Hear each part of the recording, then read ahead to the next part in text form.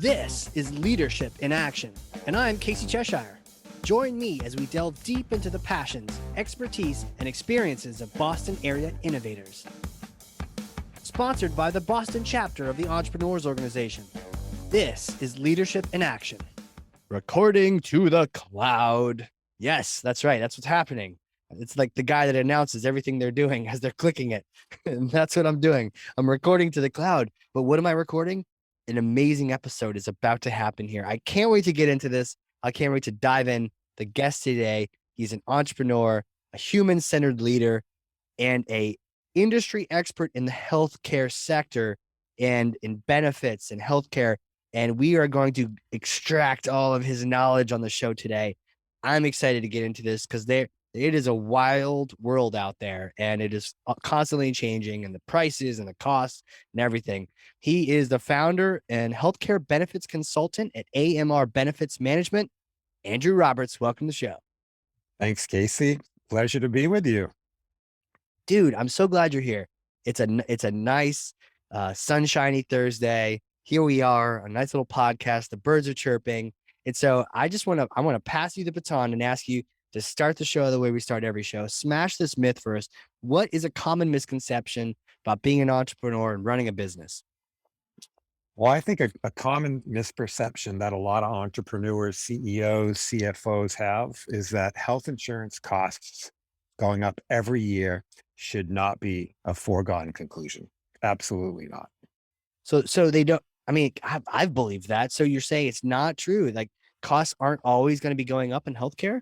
You know what? We're so conditioned to expect costs going up every year. That's kind of the culture, right? Health insurance renewal once a year. You know, how bad is it going to be this year? And what do we do to deal with that? But that's kind of a mindset that's a little bit of a fixed mindset, right? This is what it is. I don't know how to deal with it.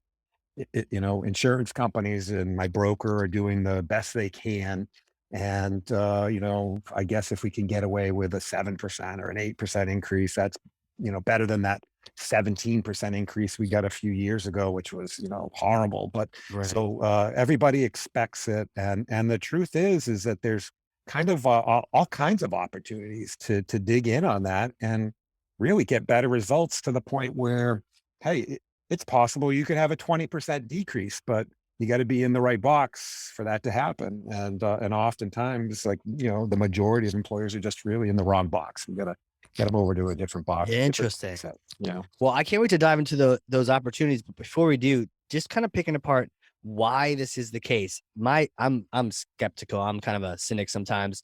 So immediately I thought, man, great marketing play by these healthcare folks to just condition the customer that rate increases always happen. And is it a mix of that, or is it just happening? Or where does this come from? Why are we brainwashed into thinking that it's a foregone conclusion?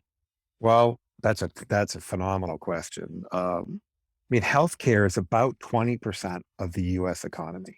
20%. If you think about that, it's just an industry of magnitude, and really the system is rigged, not in favor of the biggest. Well, the two biggest payers are employers and the U.S. government, right?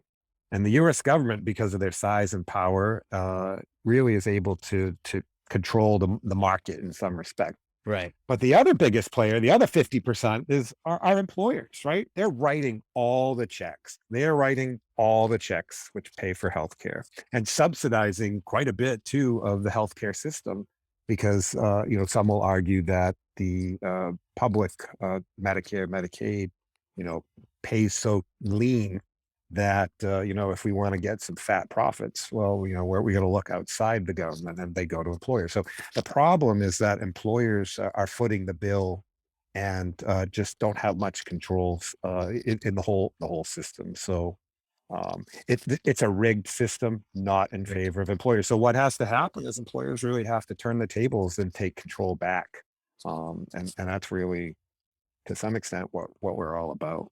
Cool. Let's talk, man. Okay, it's rigged and they're out to get us. How do you combat that, especially if you're not buying health for 10,000 employees, right? Fellow EO members. Maybe we've got, 10, 20, 30, 40, even 100, but we're not a big buyer. How do we fight the good fight here? Well, I think you have to start by working with an advisor who really truly aligns with, your goals, your mission, your purpose, right? And if that's to control healthcare costs, control that part of, healthcare costs are one of the largest business expenses for most employers, right? Well, top three usually expense. They need to align with a person whose objectives are to control that cost, right? And I'm part of an organization called Health Rosetta. It's a national organization of advisors around the country. And really, the mission of the Health Rosetta is to help employers control healthcare costs, bring them innovative concepts, ideas, strategies, best practices, more progressive best practices to help those employers take better care of their employees. And usually, taking better care of your employees on the healthcare side translates to lower costs. So I would say, first of all, you gotta be sitting in the room with the right person. Okay, Yeah. get the right It- people. yeah, if you're dealing with a broker and your insurance broker gets paid by, Oh, name an right. insurance company, Blue Cross Blue Shield, Cigna, Aetna, United, locally here, Point 32 Health, which was formerly Harvard Pilgrim Tufts Health Plan, Always Healthcare. These are good companies. They're important employers in our state, but they have an objective, they have a model, and oftentimes, again, that isn't necessarily 100% in the best interest of the employees and the employer, and their money. So the problem is that brokers get paid, by these insurance companies Is to yeah. to sell their product. And behind the scenes, most employers don't see this, but there are significant incentives to sell insurance company products, right? Which include commissions and bonuses and retention bonuses. So the more you sell and the more you keep on the books, the more money you make. So it's really a situation where you work for who pays you, right? So Right. when you change, part of the whole dynamic is changing, who pays you and things like that. So I think in the Health Rosetta, um, Dave Chase, who created that particular organization, and again, mission driven organization, he called it the Health Rosetta because he went through and said, well, what? And this is all like kind of a crowdsourced thing. He went around the country and he was a successful entrepreneur before um, starting this organization. He worked at Microsoft, and he had a couple of situations with people who were very close to him. He saw them get diagnosed with like disease, right, cancer, and he Mhm. watched how the system just treated them, kind of as a bystander while he was doing nothing, and said, "This is like ridiculous." And look at the care that these people get. Number one, it's disjuncted, Yeah. and the cost and all that. And he wasn't even looking at it from the employer side. But as he dug in and learned more, he created these kind of principles, which are the fundamentals of the Health Rosetta, and we can talk about those. And I think probably, the biggest one is just transparency, right? That's a Mhm. big hot word today, but in healthcare, transparency is so key. Where is the money going? Who's making the money? Right? Who's getting paid what? I know, what are we spending on this? What are we spending on that? And Yeah. so transparency is absolutely critical in anything that an employer is going to try to do to control this area of costs. Like if you don't know what your component costs are and who's getting paid what to do what, how do you have any control of anything at all? And what do they say? What gets measured gets managed, right? So you have to Right. have data, real data on your costs to be able to look at them. So What first, are some of these magical things like a good, let's say you got a good broker who's getting paid by you maybe instead of the insurance company. What kind of tricks are up your sleeve or other people's sleeves to get those costs under control? right? Well, it's in general, it's a thing where you have lots of little silver bullets instead of one big silver bullet, Okay. right? It's creating kind of the conditions for success. So if we go through kind of what those fundamental conditions are, Yeah. you have to be you do have to be self-funded as an employer, right? And people get really scared when they hear self-funding. Well, self-funding can be very conservative. It can be very safe, and then oftentimes it actually can be safer and more conservative than being fully insured. So a lot of employers, when they're writing a check to the insurance company, are doing it on a fully insured basis, right? The broker says, here's what you pay every month, here's your benefit summary, you pay us this, we give you that, it's all good. And a year later the rates go up 15%. So when you're self-funded, it's more of a concept that you do have an insurance component where you're, kind of like an umbrella protection. You say, hey, once we spend this amount of money, we don't spend anymore. So you have protection. But when you're self-funded, it allows you as the employer to kind of pay for all the small expenses, right? The small things that it's like having insurance on your car for your wiper blades. Makes no sense, right? Right. When you self-fund, you have this bigger umbrella and you're really going to cover the bigger things. And employers get to figure out, well, what level of risk do I want to incur based on the size of my business and my cash flow and stuff like that. So, first of all, you got to be self-funded. And usually most employers with 50 or more employees on their medical plan, even sometimes a little below, can move into a self-funding environment pretty easily. So 50 more. So once they're kind of in the mindset of exploring, all right, let's go self-funded, and Can you explain that more? I don't quite understand the self-funding yeah, absolutely. thing. So What is that? so when you're dealing with an insurance company, they say to you, they take your data and they come back to you and they say, hey, for a single, we're going to charge you this. For a family, we're Right. going to charge you that. And you Right. pay that every month. And Yeah. at the end of the year, you've paid them that every month. And that's kind of the deal. So when you self-fund, what you're doing is you're basically breaking down what the insurance company, so to speak, is doing themselves. And when you self-funded, you have really three buckets that you have your claims, which is when employees go to a doctor or you know get a prescription drug, have a test. Those are your claims, right? So Yeah. using providers. You have administration costs. So somebody, when you go self-funded, has to be your administrator. There's a whole ecosystem of vendors out there that can provide administrative services. And that's everything from creating an ID card, a benefit summary, customer service, steering employees to high quality, Right. right? So The that's your administrator. posters. Yeah. Yeah, the whole 9 yards, your Sure. administrator.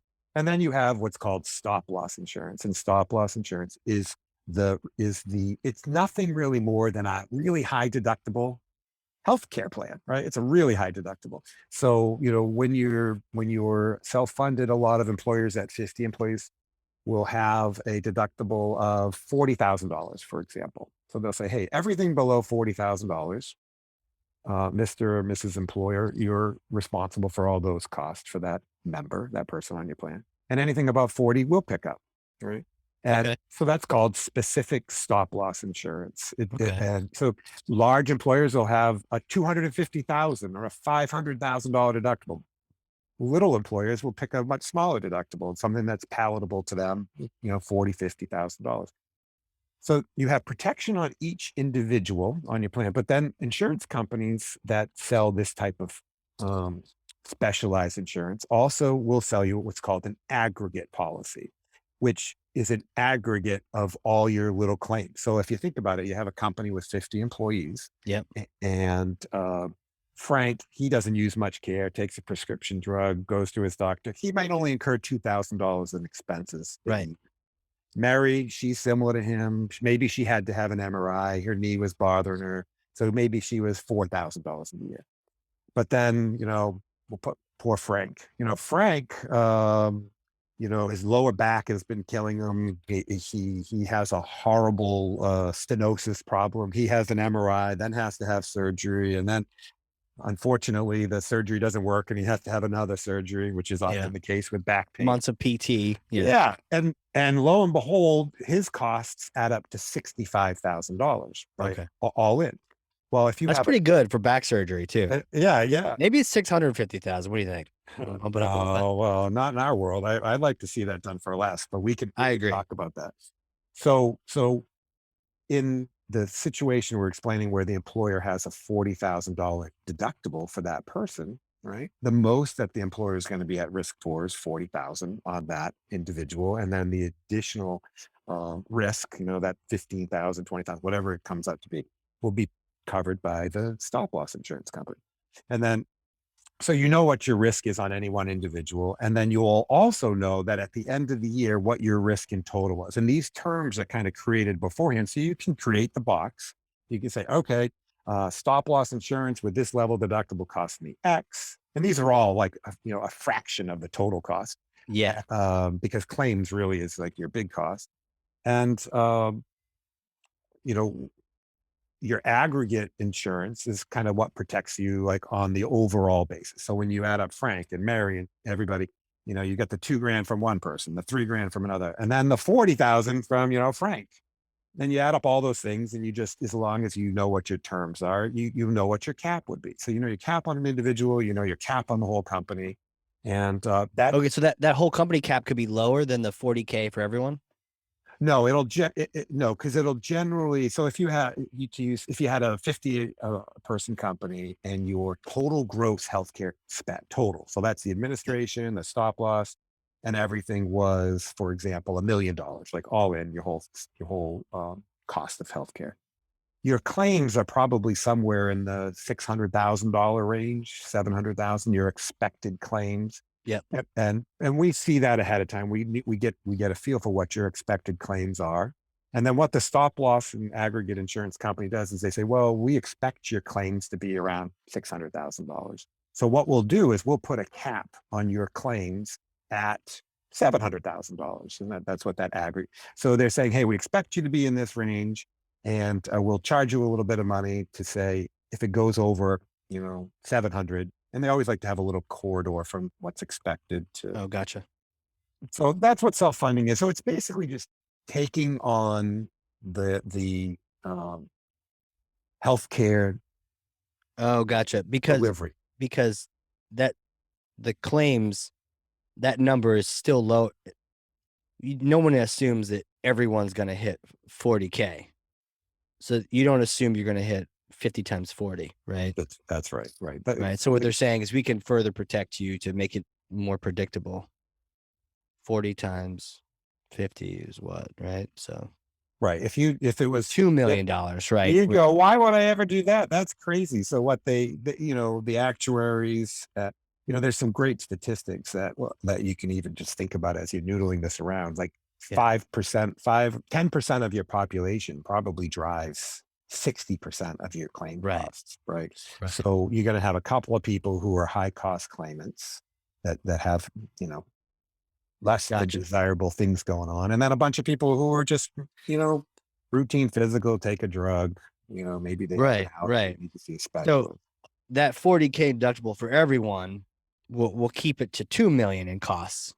But typically you're going to pay about 1 million because it's only usually about 600K in claims in this instance. But you're saying you could even have someone draw you a line and say max of 700. And that just makes it much more predictable. Like it's going to be 1 million to 1.1 million, but it won't be anymore because we were paying all the coverage. We have all the caps and the deductibles and everything is, so you can kind of zero in it. It makes it more predictable for your company's budget. And is that kind of absolutely? That's cool. I like that. 60% of all employees working in the United States work for self-funded employers, like all large. How many? 60%. Wow. So, in the United States, there's tons and tons and tons of small businesses, right, which make up a big part of the working age population. But there's also lots of large employers, and most large employers all self-fund their healthcare. That's cheaper, right? It saves money. Way cheaper. Way Now, cheaper. how much would that company, let's say they've got 1 million in 50 employees, 1 million in cost, how much would they be paying if they weren't self-funded on that same model?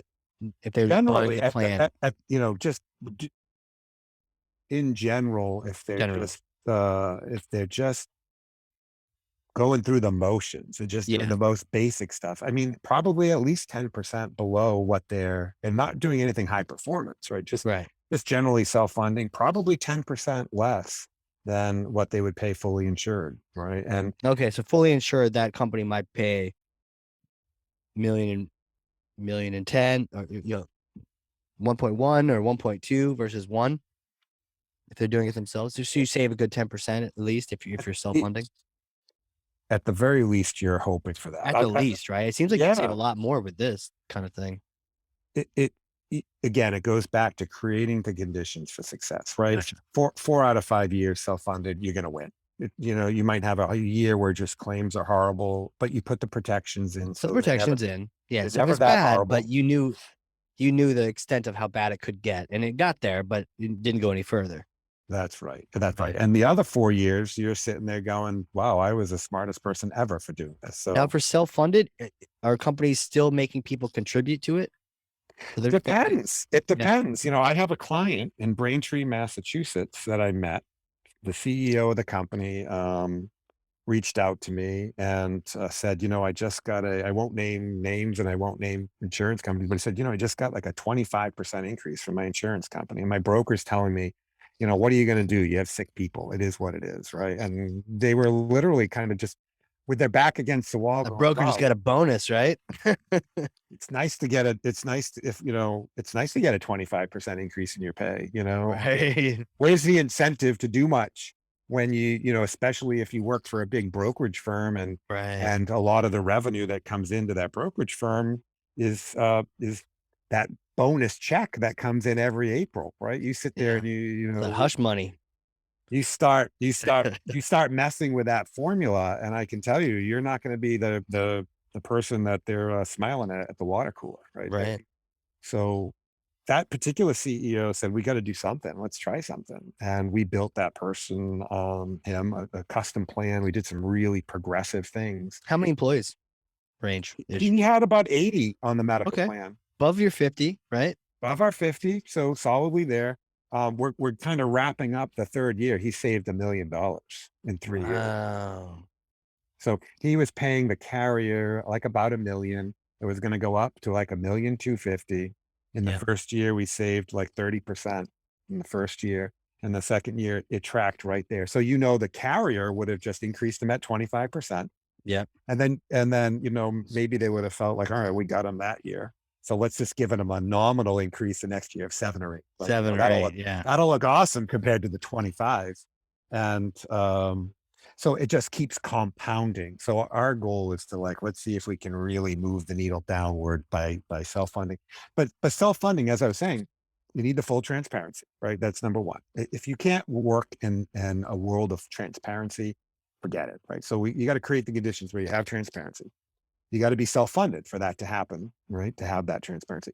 Then come what I call like the secret sauce of Okay. self-funding to really get you to be successful. Like number one, you've got to have a fee-based advisor, right? We talked about the fact that, Fee-based advisor. Yeah. yeah, Yeah.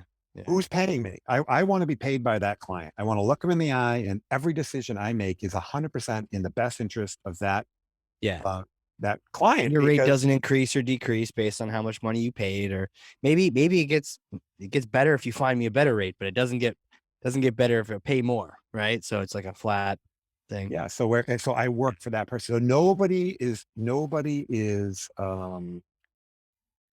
incentivizing me in any way to do anything that's absolutely not, and I think Yeah. so I call it like having a fiduciary mindset. Totally. You have to have a fiduciary mindset for that client. It's their money and you're spending it and you're helping them spend it, and you want to have it spent in the most practical way possible. That's in the best interest of Got the it. employees. And so fee-based advisor, that's Yep. extremely important. You have to have an independent TPA, right? So in a TPA, so remember I had mentioned there's like three buckets. There's the bucket of the insurance to protect you from the high claims. There's the bucket of your claims themselves. But the person who's helping you as a third party to administer all this stuff, right? We vet out these companies, really has to be independent and also have that fiduciary mindset, right? They're working for that employer. That employer is paying them. They're trying to do everything possible to take care of those employees and control the spend, right? So Mm-hmm. independent company. Um, a big problem in the United States is primary care, right? Primary Okay. care. The access to primary care is a challenge. Like if you look at other countries in the world, they double down on their investment in primary care, right? It's double oftentimes. Mm. because they know that preventive things up front will ultimately lead to downstream positive outcomes, right? So let's deal with this up front. Let's invest money. Here in the United States, primary care for the most part is like the milk at the back of the store, right? Let's get you in, and primary care doctors have very little time. The average time they probably spend with a patient is 7 minutes. Right. Uh, Super quick.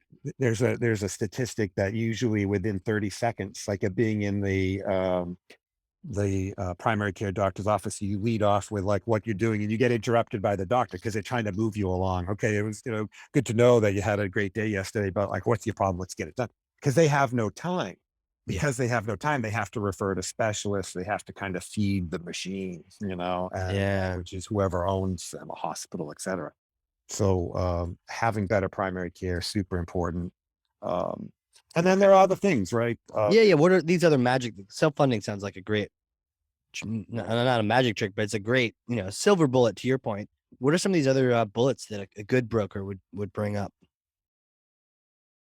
That one of the biggest challenges, and I'll say, so we changed the paradigm, right? So broker is somebody who is brokering insurance, right, from carriers. So we're going to call Okay. ourselves an advisor. So we're going to Oh, change. advisor. Okay. Yep, So yep. a So really fee-based important. advisor instead of a Fee-based, broker. Right. fee-based advisor.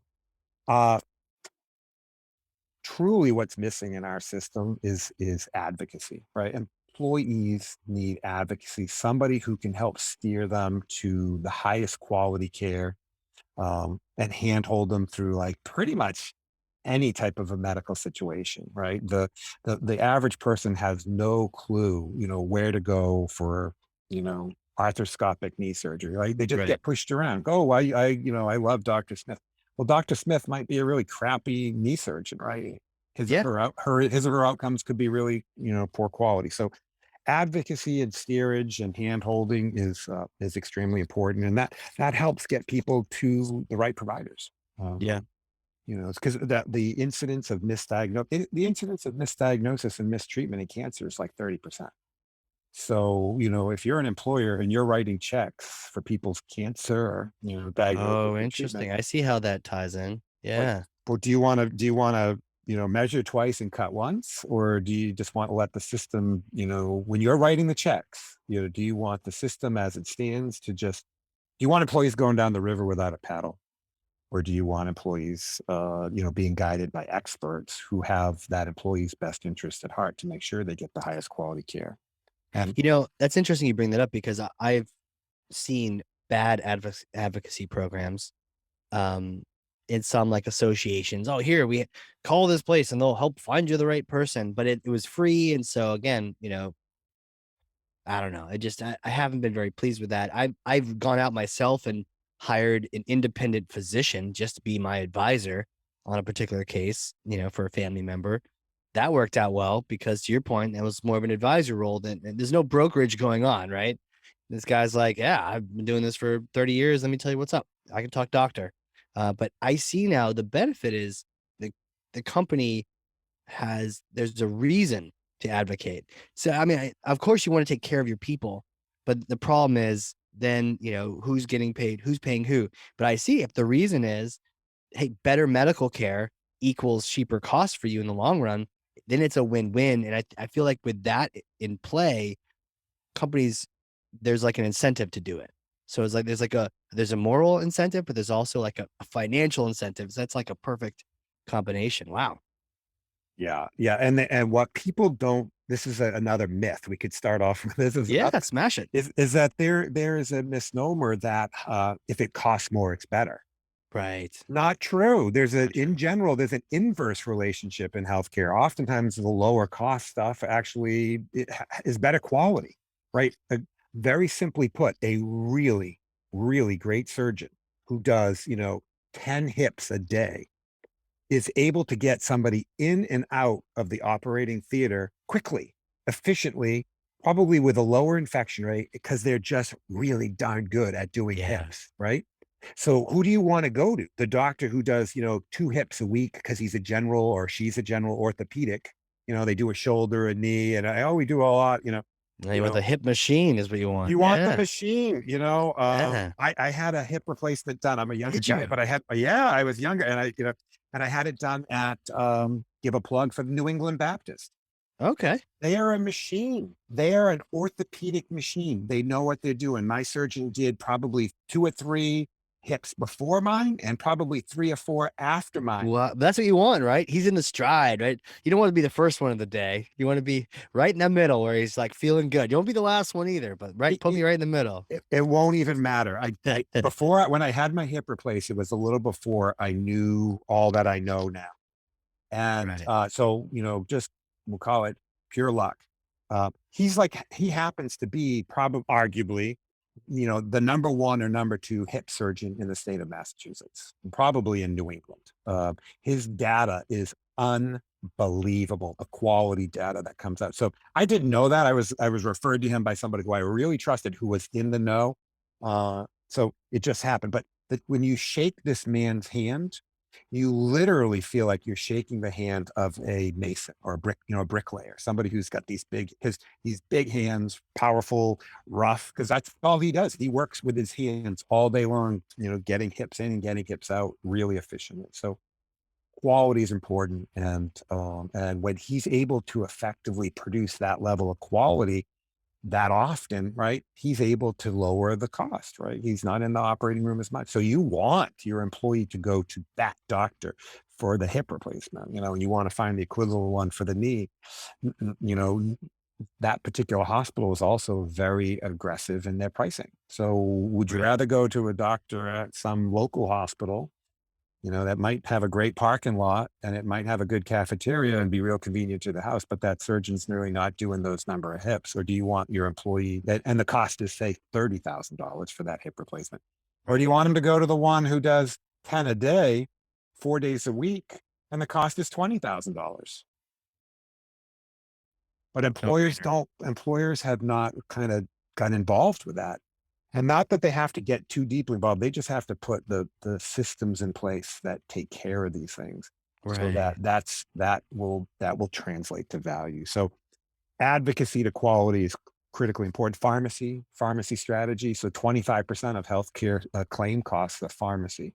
And if there's one dirty area in the healthcare space, it's pharmacy. I mean, you can't pick up the newspaper or look in social media on anything, and there's always some type of a discussion going on about the high cost of prescription drugs. So Pharma, man. It's crazy. it's crazy. So you know what? These companies, their goal is to make it. They're publicly traded companies. Yeah.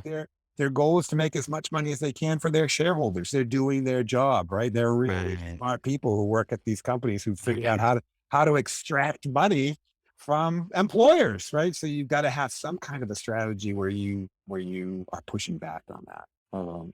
Yeah. And I think employees are, you got to have, you mentioned it before, like a little bit, advocacy. You've got to have incentives in the model so that employees want to pull on the rope in the same direction Hmm. as the employers pull on the rope. So maybe you say, hey, we're going to do this kind of cool stuff, but, and we know it's a little different than what you were experiencing before, or you've had another employer, or even before we made the change. So why don't we just say, if you take the advice, which is advice in your best interest, we believe, to do this, go here, do that, we'll just make it free.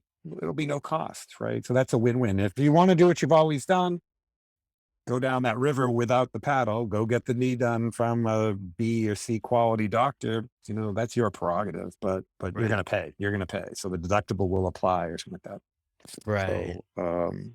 So it's a combination, really, Casey, of just pulling together a lot of different components into a package that operates, efficiently and runs. And Yeah. um, long, it's probably nothing too different than the kind of the concept of, like, if you want good results, you got to put in some effort and time, right? It's like going to the gym.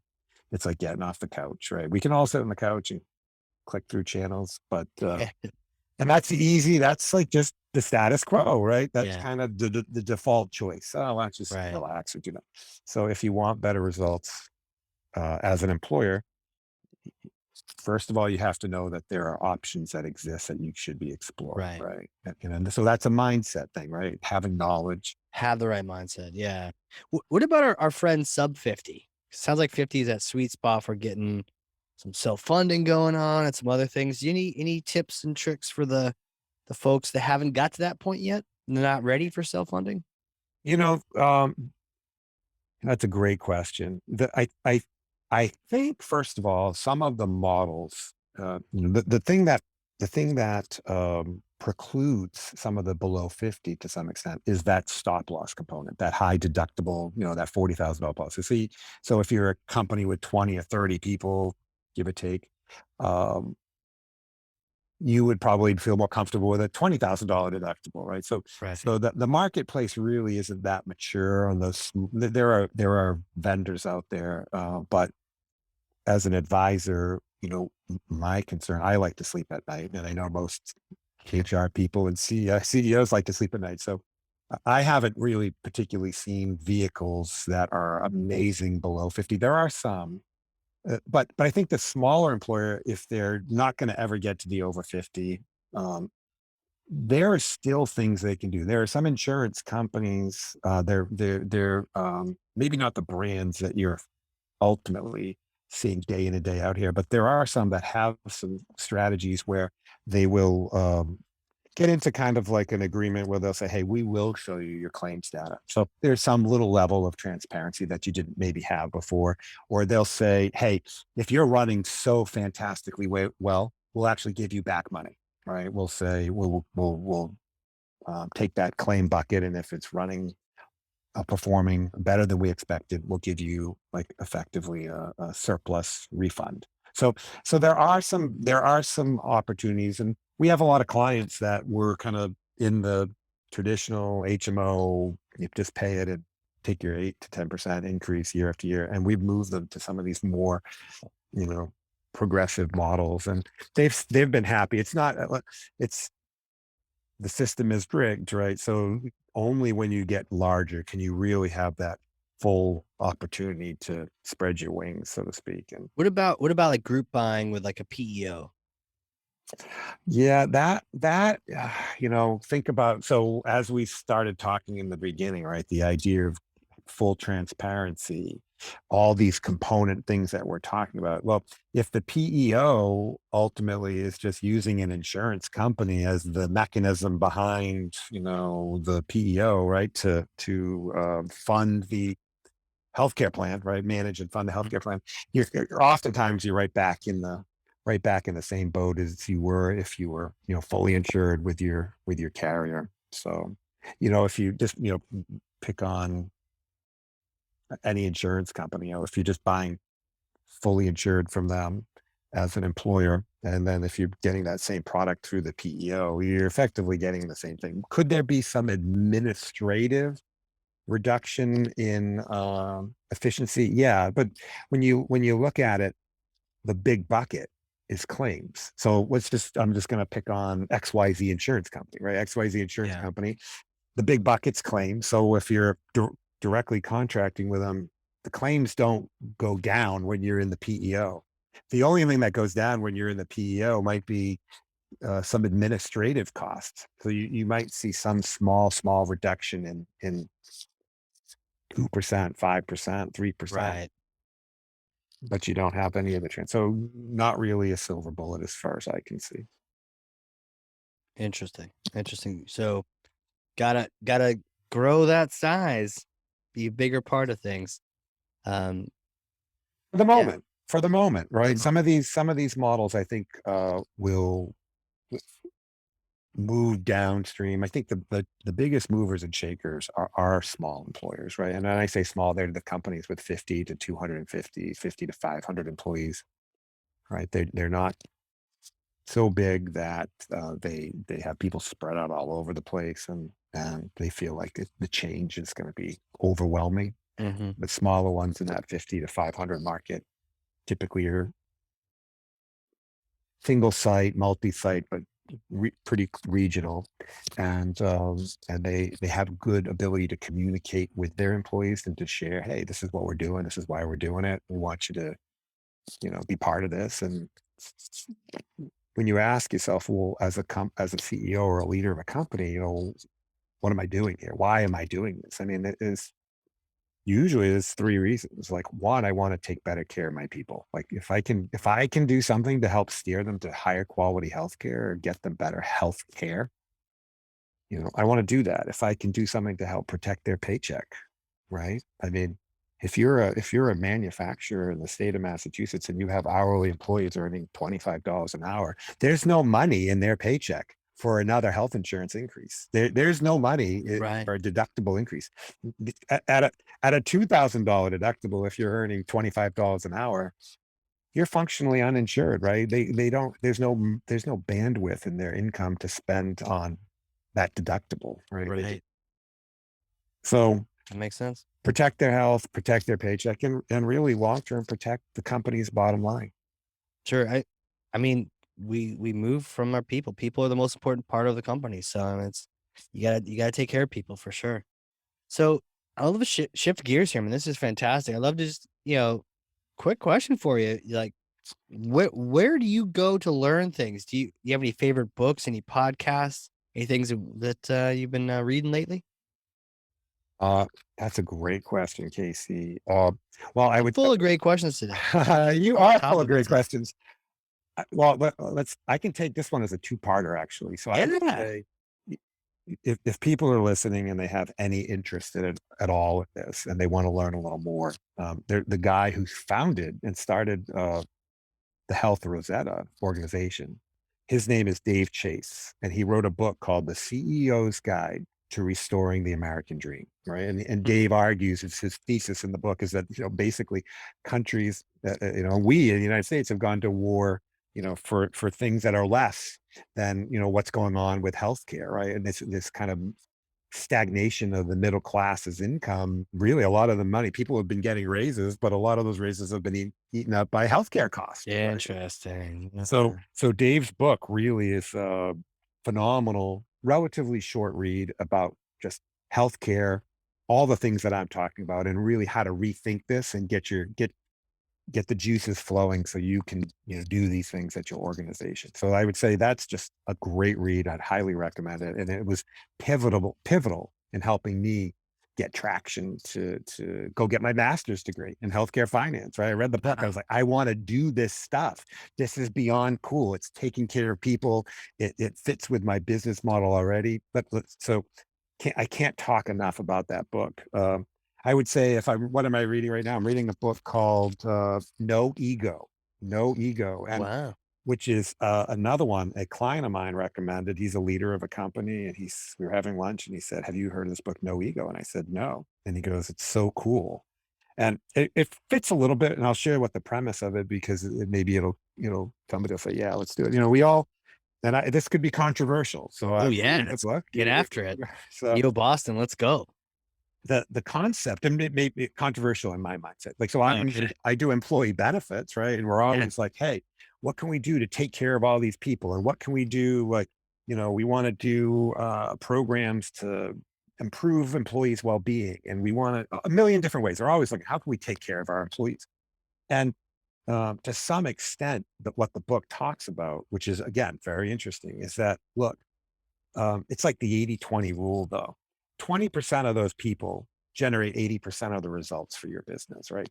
And Okay. and Cy Wakeman, the woman who's the author, makes somewhat the argument, and I hope I'm not misrepresenting it, that this idea of listening to every squeaky wheel might not be in the best interest of your business. Mhm. And what you really want to focus on and figure out is who is the 20% that generate 80% of your productivity, revenue, opportunities, thought leadership, right? And really focus in on like doing, things for them first. And then secondarily, the other 80% who only generate 20%, not discounting them completely, because some of those people could move to that 20% bucket, from the 80 to 20 as Right. but not letting the tail wag the dog as much. And I think it's a real again, I'm halfway through the book, so I haven't gotten to the last chapters, but I think it's a really interesting concept. And I think the no ego part that she's talking about really talks about accountability, which is a big challenge, right? Everybody comes into work and wastes a lot of time with stories, and it's about their ego. And she's basically saying, like, the way leaders that need to start thinking about things in today's um, environment is, and especially I think too, where you have everybody working remotely, is you got to get back to accountability, right? Yeah. What are you really accountable for? Are you in? Are you out? So Right. pretty interesting book. Came from a really smart person that I respect. So maybe Man, I something love worth that. people looking Love into. that. Well, next question really is, who are you? Who are you? Done a master's and benefits and finance, medical benefits, finance. Take me back in time, little Andrew days. Who is this kid? Did he know he was going to be fascinated by this topic at an early age? What was it like growing up? Where'd you grow up? I grew up in Dartmouth, Massachusetts. So Oh, yeah. that's down on the South Coast. That's a great question too. I would say my dad ended up in business, but in college was pre-med. So we always kind of had this fascination, proclivity towards anything medicine, right? And we were a little, Yeah, yeah, what's this thing that he's putting on our chest? Well, that's a stethoscope. And how many dads have stethoscope, right? yeah. And he always, so he was into it. And I think that was pretty interesting. And then as a little kid, when I was about 10 years old, I came down with this thing called Kawasaki syndrome. You can Oh, Google it. I don't know if you ever heard of it. I And it's like, have. have you heard of it? Yeah, it's a I pretty don't know rare, what it is it's like a though. virus. Wow. It's a virus. It's pretty rare. Usually happens in younger children, and you get like scarlet fever, and you have a fever. Oh, I had a fever over 100 for over a month. I remember, nice. and it was a good weight. I lost like 30 or 40 pounds, and Yeah, I mean, do you usually recommend that for other people? no, I would Clients recommend. They or, don't even know how you catch it. It was just right. random. But I think that having that and then getting exposed to a lot of really great specialists and all the, what can happen to kids who get Kawasaki syndrome because of that high fever, they can have aneurysms in their heart. So there's a lot that Mm, goes on. You have to follow up and make sure. So fortunately, that didn't happen to me, but just being sick and having that dad, and I think it just got my interest going in the medical world, right? Kind of always yeah. fascinated about it. And, after I was an English major in college. So that, didn't take the biochemistry route or anything like that. And so when I graduated, I didn't really know what I wanted to do. So I did become an insurance broker, just Mm, randomly. And I sold health insurance, right? Just the status quo stuff for a long time. And it really was, my lack of probably two things. My I didn't feel empowered that I could actually do much to help my clients with the status quo models that are out there. So when I'm handing out a 15% increase, and the only thing that I can do is say, well, you could raise your deductible a little bit, or you could increase what the employees pay out of their paycheck. That just wasn't really cutting it for me. So in comes the Health Rosetta, Dave Chase, the inspiration, and the yeah. next thing I'm way into it. So Way into it. Yeah, that's cool, man. That because you used to be on the other side of the equation, and you realize I'm so limited, my options, and the better I am to try to help these companies out, the less money I make. So like, what is that? Right. So well, yeah, I mean, we have yeah. we still, companies will come to us. We meet employers all the time, and they say, we love what you're talking about. We love. Mhm. We're not ready to do it yet. We're, Right. but we want you to be our broker. But we want to transition you to kind of our advisor. So we want a relationship with you. We want the thought leadership. We want you on our team. We're not just ready to do it quite yet. But how do you help us get there? Help us think about this, help us strategize. And that's the most exciting, right? Because Yeah. they're showing interest, and they're on the journey. And it's really fulfilling. Oh, I love the you get that fulfillment. You can tell. I mean, lights you up like a Christmas tree, right? Talking about it. So, my next question for you is a little bit of hypothetical question, because you see, I may or may not have a time machine up here in New Hampshire. And let's say you come visit, we get some beers and some lobster, and then we use the time machine, right? But it's a particular time machine, and it goes back in time to you a few days after the undergrad. Where did you get that in? I'm not even sure. I know you did healthcare for the I was master's? an English major at Bates College up in Lewiston, Maine. English major. Okay. So you get to go meet yourself after that English major, and 3 or 4 days after, in case you needed to hydrate afterward. So you get to go meet yourself, and you can tell yourself anything you want, and it won't mess up your space time continuum. I promise. Because I'm a time lord, I can control these things. So what would you tell yourself? What kind of things would you say? I would say, well, first of all, I would say don't eat that cupcake. Yeah. Don't eat that cupcake because, Which cupcake? man, it's just or the 5 cupcakes, right? Oh yeah, yeah. Focus focus on your health, stay on top of it. That's always been a big thing because I think, the healthier you are, the more the more you have the ability to be productive, right? If you feel great and your health's great, then you can be productive. So I would jokingly have just said, don't eat the cupcake because I love sweets and that, those are things that long term aren't necessarily great for your health. But I would say going back, take risk, take risk, listen to smart people.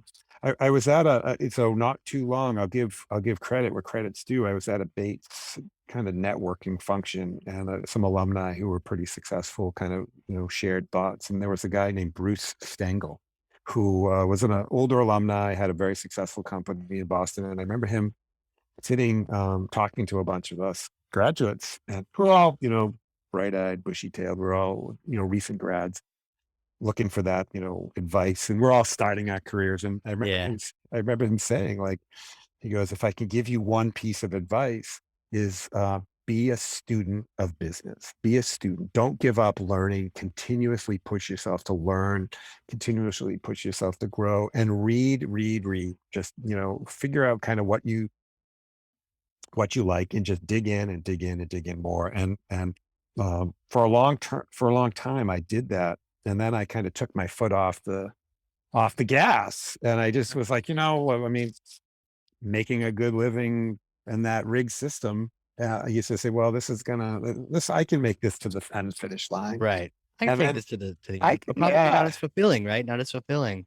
not as fulfilling, Yeah. and exactly. I said to myself, you know what? I don't really want to be the 65-year-old guy coming into some company going, oh, you're getting a 15% increase, and my skill set was like, all right, well, you should raise the deductible. Or, you know what, have you Right. thought about charging the employees a little more? I had enough knowledge to know that there was a better way. And it's just a matter of tapping into that, right? Tapping into that vein, right? That's got that really great energy and knowledge. And so he was right. And I think so if I, looking back, if I were going to give myself that advice, I'd be like, keep pushing. Don't ever stop. Keep trying to get better. Keep trying to grow. Even if it hurts, do it because you're gonna be able to add more value for people around you, for your fulfillment for yourself. So Yeah. have a growth Growth mindset. Have a growth mindset. growth mindset.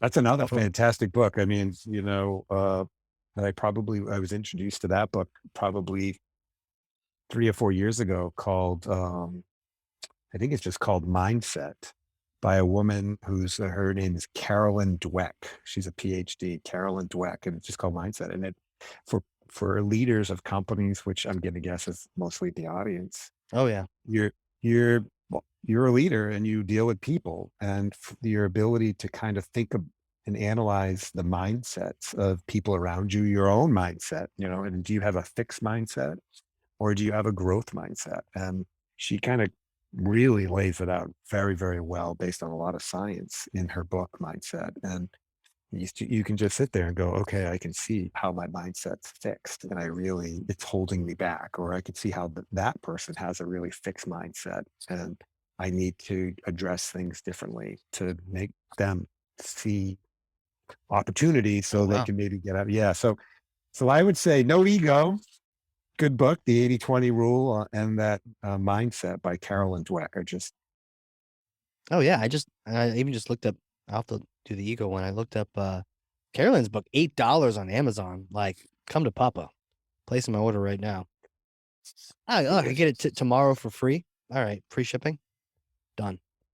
Yeah, it is all about, where your mind's at, right? If your mind's in the wrong spot, like, yeah, I went hiking the other day, and prior to that, my mind was in the wrong spot, and I knew it, but I couldn't get myself out of it other than to go hiking with a friend. And then after that, after like that workout, right? Or just, we were talking a little bit earlier, you get that little something and it gets the cobwebs off, the crust off the old bread. I don't know what the metaphor is, but it kind of gets you fresh again and ready to attack, You can't, exercise is so critical. There's a statistic that like all the antidepressant drugs out there are like 51% effective, right? When you, when massive tests, and exercise, like when, the benefit of it is like 50%. So it's like 1% less than like the most expensive antidepressants, as far as like the impact on the human,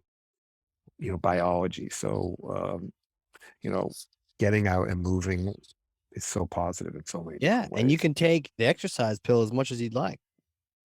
It's there, yeah. Funny. Just don't eat the cupcake after. Can you overdose in exercise? Not really. I mean, you can overdo it and your body will let you know, but it's not like you have to take only one pill every 12 hours or something, it's like, go for it. And then the benefit is then you can eat the cupcake because you just burned 3,000 calories on that hike. No, it's all about balance. I'm joking. I'm on a diet. So Oh no, I hear you, man. Don't eat the cupcake, man, for sure. For yeah. sure. It's tough when it's like a business event and they have like 30 cupcakes sitting Oh, out there. You know yeah. what I'm saying? Yeah. Like, yeah. I That's was at a company yesterday, and they bake food, baked goods, and I remember opening the door to the plant, and I just stuck my head in there, and I go, "Oh my god, this is just nirvana." That nirvana. I'm sure. oh my God. The employees themselves are probably over it, but you visiting and smelling that. Yeah, I think that I'd be a hard pass. I can't work with you guys. You guys are gonna bring me down the wrong path. Yeah, yeah. It's movement is key. So whatever Yeah. uh, on the healthcare side, and I guess just to bring it all full circle, right? Is it the person who doesn't have any medical issues and is healthy, that's the best, right? Because Right. they're healthy. They're not. So, how can you set up the conditions so that you reduce the risk for cancer, that you reduce the risk for orthopedic problems, that you reduce the risk for, um, you know, all kinds of disease, right? And I think that Right. the theme, a lot of it goes back to, what you eat and how you move and your stress level and all that. But it's highly complex, and that a lot of employers really go down the wrong path when they say, "Hey, we're going to have a Biggest Loser contest, or we're going to do this thing," and it's misguided oftentimes. There is really not a lot of data that shows that companies spending money on the way they have in the past on wellness things, leads to reduced healthcare costs. It's a little more complex than that, and you have the Yeah. social determinants of health, and probably in the UK, when they want to reduce healthcare costs, so when they try to reduce healthcare costs, they will actually try to stimulate job growth Huh. to reduce healthcare costs. And you say, well, how is that? Well, the reason is that when people are working, they are active, they psychologically feel better, and they have income, they have money, right? So the quality of food improves, the ability for them maybe to move their life ahead improves, right? Yeah. There are opportunities for a lot of things. So it's, unfortunately, and this is where there's a lot of disparity in our country, where the poor, their health is worse, and the rich, their health is better. They have access to care. They have access to better food and better water, and less toxins and things like that. So employers really have to think about that. And, you can see why running a Biggest Loser contest is probably not going to drive too much healthcare. But there are other ways that employers can think about that to help their people. And that's the goal. That is the goal, man. That is so the goal. Um, Wow. Wow. One time we did a fit thing, like we did in the chapter. We did, we got everyone Fitbits, and we were able to track like steps, and we just had this like fun thing of Chesh Fit, you know, how many steps can you get in? And there were competitions to see, who could get the most steps in and stuff like that. And what was interesting is we had this one grandmother who was a bookkeeper, and she was the sleeper, the lurker or something, because you wouldn't guess her. Like, I'd always ask people coming into the company, who do you think won our fitness program? And it was actually this gal. She's amazing. And I would be pretty up there because I was doing triathlons at the time. And then I'm like, oh, I'm winning my own contest. This is terrible, but whatever. And then I'd go to bed, and then that night, maybe 10 p.m., she would see that she's not winning. She'd walk around her house like 50 times, and she'd sneak in there and win it the last minute. And I was always so happy, though. I was so it was such a fun story. She would inspire everyone else to really move.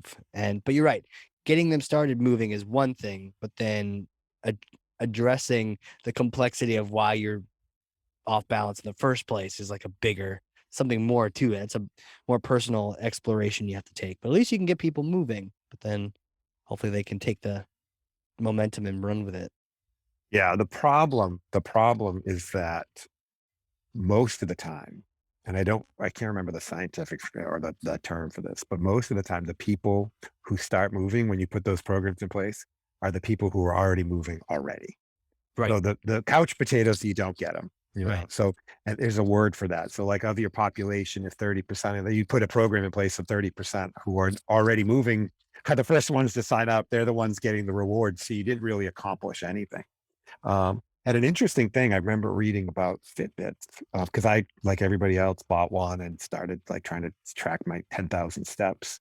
Um, I think there's science and data that shows that when you start wearing a Fitbit, a lot of times you actually gain weight because people who now did their 10,000 steps are sitting there going, well, I got all my exercise, and they will eat the extra cupcake They because will they eat the think they cupcake burnt it off. because you did the 10. And what happens is that the net effect is that they actually didn't burn as many calories as they thought they. So you might not get the weight loss because you might overeat because of the Fitbit, but you are getting movement, which You're will getting movement. definitely, yeah. So Yeah. It's a so it's good all point. complex. It's all It's a complex. good point because people don't realize just how much they can pack into a cupcake these days. Like, I don't know if you've looked at even just like a donut, right? Had like a Dunkin' Donuts donut. You're like, wait a minute. I could go for a 15-minute run and I could completely undo it by eating this donut, right?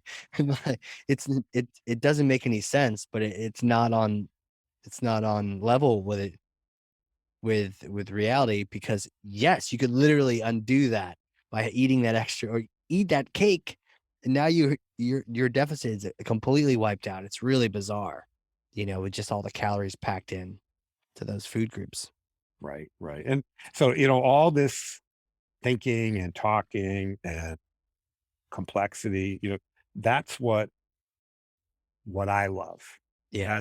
And having that dialogue and being that what I just called a servant leader to that employer, right? Like with the knowledge we have about certain things and how we're tapped into our health Rosetta, ecosystem of really smart people all around the country doing stuff, bringing back those concepts that like, what, somebody's trying to sell you something here, but here's the real data behind it. It just doesn't, it's not going to add value, right? It's at Right. the very least, it could have.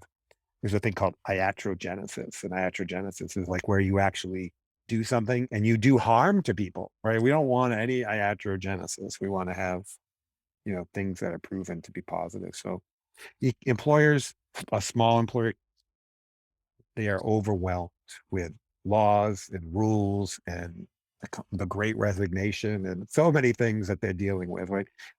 The challenge just becomes like, all right, what can we do that will have a positive impact that we know takes care of our people and potentially can control costs? And they might not have the bandwidth to impact the social determinants of health or change people's behavior. That just might be too much. So at the very least, the lowest hanging fruit on the tree, is getting into these kind of a self-funded platform, getting into a model where there's advocacy and transparency and the right people in the box so that at least they have half a chance to be successful, over the long term. And that's what we're about. And I'm excited to talk about that with people. So, and hopefully, people in EO, if they have a smaller company, we can start a relationship with them when they're small and build that level of trust. So when they get to be a little bigger, that, um,